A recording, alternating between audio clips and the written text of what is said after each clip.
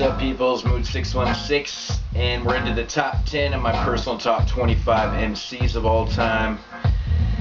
Yeah, now this was a little difficult to do. Oh, hold on. Sorry about that. Now the top 10 it's very subjective. It's really hard to do, but and I thought about this for a long time. I mean, I'm obviously just going to talk about the solo stuff, but Q-Tip, number 10. A lot of people are probably going, yeah. It's mostly for the Tribe Called Quest albums. The one thing I love about Q-Tip, though, I love his flow. He's not like, you don't have to be the craziest lyricist in the world to be one of the best. It's not about that. It's about how you present yourself, your flow, your voice. I think it's so distinctive. His flow is flawless, man. I think he always changes it up. It's wicked. Anyways, Q-Tip number 10. His first solo record. I'm only going to talk about solo records because, yeah. So his first solo record, Amplified, came out in 1999. And I always refer to this time period as like the very transitional period in hip-hop, because there was a lot of everything was changing at that time, like from 97 to 90, even 99, 2000, and early 2000, everything was changing every year. The sound was trying to evolve. I always thought that the sound on this record sounded a lot like the Love Movement, the last Tribe record. I mean, it had a lot to do with Jay Dilla. I wasn't overly the biggest fan of Love Movement when it came out, but it grew on me over time. I always loved Fife and Tip, though. Like, everything they've done has always been good to me. Even Fife's solo record I love. But yeah, getting to Amplified. This was an album that basically, Q-Tip was kind of a star at this time, and he kind of played off as a star a little bit. I always thought it sounded a little mainstream.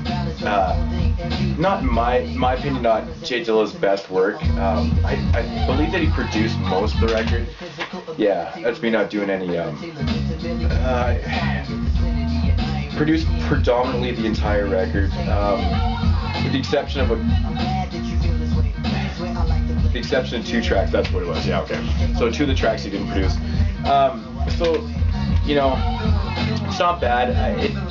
I was never the biggest Vibrant Thing fan when it came out. Like, I remember when Violator put out that compilation. Vibrant Thing was like the lead single selling that record. To this day, I'm still not the biggest fan. I think there's better songs on the album. Breathe and Stop. That's another song that I just. But it's more about Tip on the mic, though. This album is better today than it was, in 1999, so 13 years ago. I do recommend it, though. It is, if you're not a Tip fan or a Dilla fan, I wouldn't suggest this. Like I said, it's not even Dilla's closest best work, but it's okay. It's all right. I mean, most of the Tip is in the top 10 mostly for his Tribe Called Quest work, right? This is his second record that was actually released, I believe, after the Renaissance. Or was it released before? I can't even remember. When did it come out? 2009. This came out in 2008, didn't it? Yeah, so this actually came out after. But this is the shelved album that was supposed to come out in 2000. I believe 2002 was originally supposed to come out in.